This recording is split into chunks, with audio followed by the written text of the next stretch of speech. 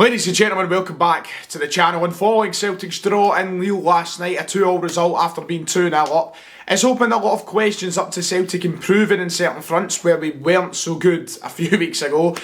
Look, there's still a long way to go for Celtic this season. We are far from perfect, but I made a video a little while ago, and some things have changed from then. So here we are. We're going to talk about what now I believe should be and what is Celtic's preferred starting 11.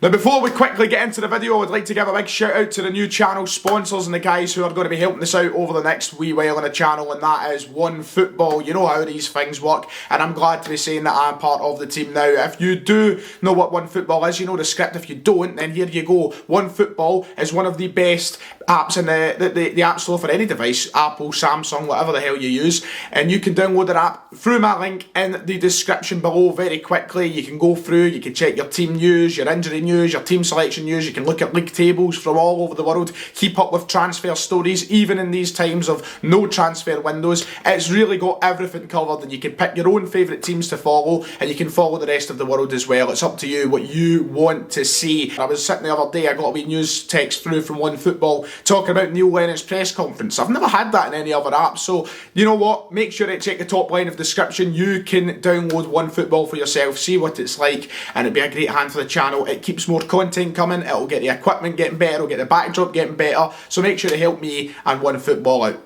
So, I made a video last month after we signed Shane Duffy, and it was titled, "This is Celtic's best starting 11, and this is what we should start." And yep, it kind of came back to haunt me. It was not the team that we should have started. We have seen players like Shane Duffy not exactly come to fruition the way we expected, and things have changed. Back then, we all wanted the 3-5-2, it looked to be the evident way forward, and that's changed big time.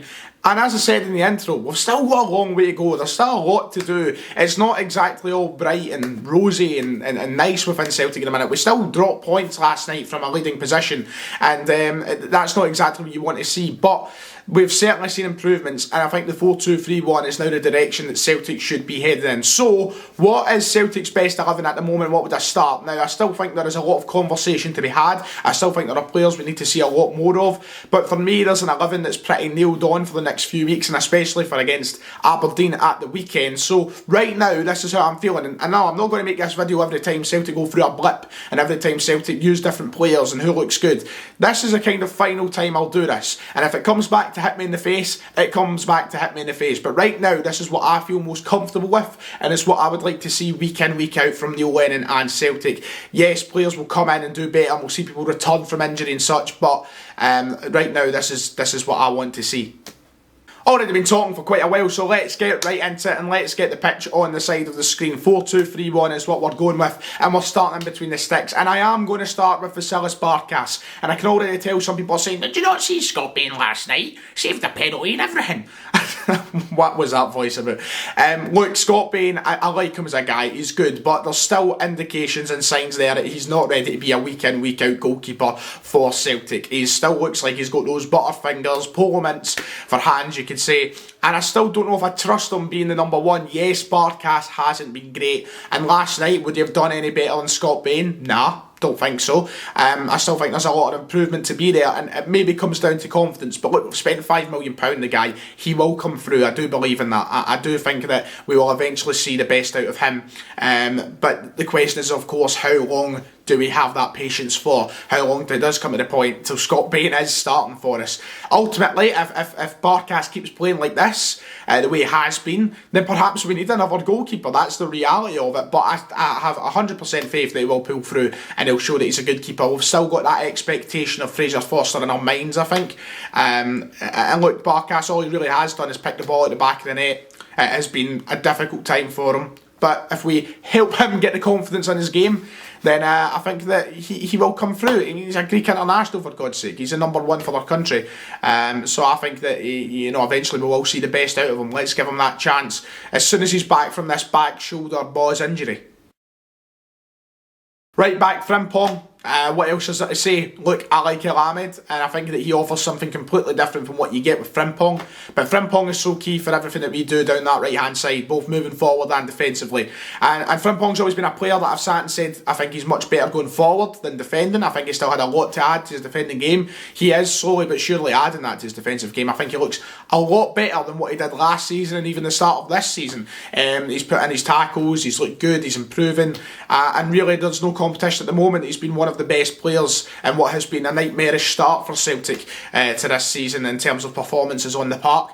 So I don't see why we'd drop him. Frimpong's easily there on the right hand side for me. Centre halves, yes, Shane Duffy. I said he was the best centre half in Scotland. Aye, I did say that, and now he's not even getting in this video. Look, Shane Duffy has been woeful, and last night he still looked just as bad, I think, as what he has over the past few weeks. For me, he needs to break out the team, he needs to find himself, and I do have, once again, the same sort of feeling with what I do with Barkas. I think he will come through, and I think we will see good ability out of him, but at the minute, there's no indication of that. For me, he doesn't get in that starting back four. For me, our best defensive partnership is Christopher Ayer and Christopher Jullien. Yes, Jullien's injured, there's not quite a set date on when he'll be back yet, but for me that's the two that I'd roll with. If I was Neil Lennon, I'd be picking them when they're both available and fit. I love Beaton as well. I think he's looked so good. He's always been that utility player for Celtic who's came through when we need him. But for me, the two best right now is Jullien and Ayer. They worked so well last season together. And right now, Duffy's not showing the sign of slipping in there and doing the job. So for me, it's Jullien and Ayer. And I think people will be making a big, strong case for Beaton, and I understand that. But I think when Jullien's fit, he's got to go in there. And right now, Ayer looks the best out of all the centre halves for me. So that's the two that I'm going with. Left back Diego Laxalt, how much do I need to say about this guy? He has been fantastic since signing, 4 games in, and he's looked the best player on the park, I think, every time almost, if not the best, one of the best. He's just been great, and when I made this video originally, he hadn't signed yet. I had Greg Taylor in there. In that 3-5-2 system, I opted for him over, a chance of having El Yunusi over there.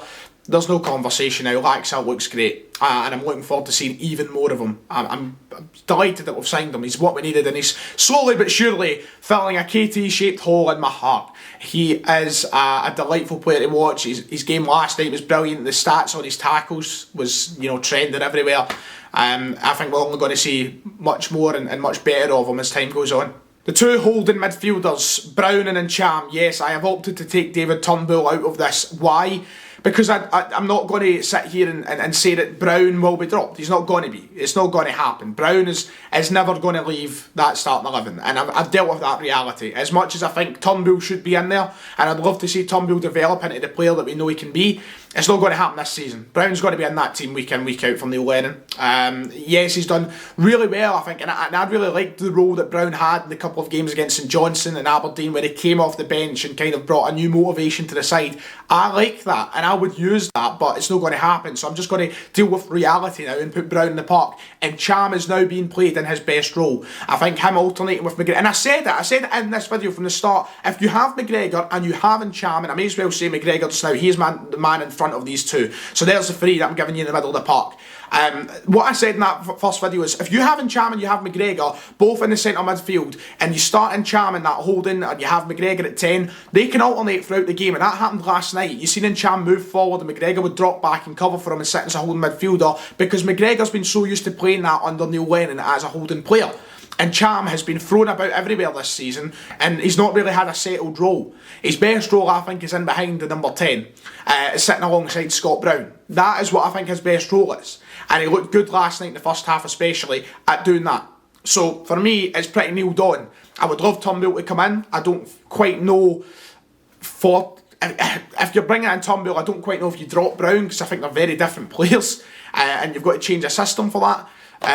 But for me, Brown, McGregor and Ntcham, they're the 3. I'd have Brown and Ntcham sitting in behind, and I'd have McGregor in at number 10, exactly what he done last night with that first half performance. It looked great. And I said it ages ago, I wish we realised it ages ago, but I think that's what we have to do. Over on the right hand side, yes, James Forrest will be back.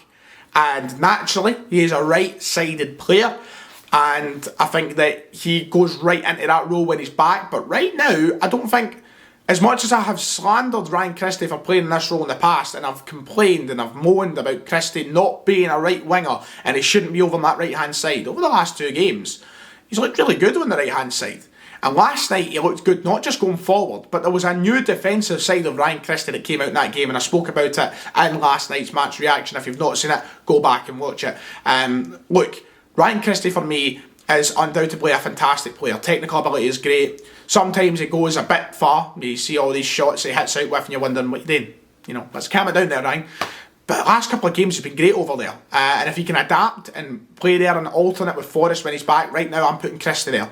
There's undoubtedly going to be a time where Christie comes to the decline and we'll all be moaning, we'll all be greeting. But the same thing happens with Forrest. It's just a situation Celtic fans always seem to find themselves in. So right now I'm going with Christie. I thought he was great last night. And I think it'd be harsh to drop him right now, as questionable as it can be. Don't know, he's not really done too much wrong, and especially over the last couple of games, I think he's done well in that role. Left hand side, Elyounoussi. Elyounoussi will be rubbing his hands right now. We have been playing a system since January up until the last few games where Elyounoussi doesn't have a role in the team. He's not a striker. He should never be playing as a partnership up front with anyone, whether it be Edouard, whether it be Ajeti, whether it be Kamara, whether it be Griffiths, whoever it may be. He's not a striker. He's a left winger, and we've seen that last night. How good was he in that first 45? And the problem is with Elyounoussi, and I said this in yesterday's video as well, the story of Mohamed Elyounoussi is this. He is a phenomenal football player when he plays his best. He's great. One of the best at Celtic, perhaps. But how often do we see that? Last night, he was amazing for the first 45. Second 45, not as good. Nowhere near as good. The levels dropped. His decision-making in the second half was poor. And I think that's the story of Elyounoussi. You see him playing really well for a couple of games, and he disappears for a couple of games. It seems like we've had that story with other wingers in the past. But Elyounoussi on the left-hand side is undoubtedly his natural and best role. This will suit him perfectly. Get him there week in, week out. There's no competition there for me, I don't think. Mikey Johnson's yet to come back. He could get in that team at some point, but right now, after 2 goals last night, I'm feeling Elyounoussi hype. And up front, it's none other than Odsonne Edouard. I am loving the fact that we've got competitiveness up front now. We've got Griffiths back scoring goals. You've got Ajeti, who is just a player. I love him. And I'd love to see him start as many games as possible too. You've got Kamara, who's hungry, who's scoring goals too. But you've got Edouard, who is still, undoubtedly, the best player in Scotland. There's no doubt about that. His head will wake up. He will come through. Last night, I think he came on and done well. He's just so good. You see him dribbling with the ball and just think to yourself, my God, what a player. The one thing that annoys me about this 11 I've put together is Tom Rogic isn't in the team. And I love Tom Rogic. And I think over the last 2 starts, the last 2 games he's played at AC Milan and Aberdeen, not last night, those 2 games, he was the best player in the park for me at points. And I'd love to have him in here, but it's so hard to squeeze it in. And ultimately, you're lucky to have a player like Tom Rogic coming off the bench anyway. So I'm happy with the impact he can bring to a game. The thing is with this Celtic 11 and what I think is our best 11 just now is we will see rotation. We will see players like Rogic come in and start games. We will see Ajeti come in and start games. You will see Griffiths come in and start games. You'll see that happening because we've got so many options, and because if players start to flutter and they don't look as good, then we will give those chances to other players. But right now, that's the 11 for me. Edouard up front, and that's all the players behind him there. Let me know what you think in the comments below. These videos always seem pointless because 2 weeks' time, our tune will change, the fiddle will play another chord. It's just how football works, but it's my content for today. If you have enjoyed, make sure to hit like and subscribe. Let me know your thoughts in the comments below, and I'll see you all next time.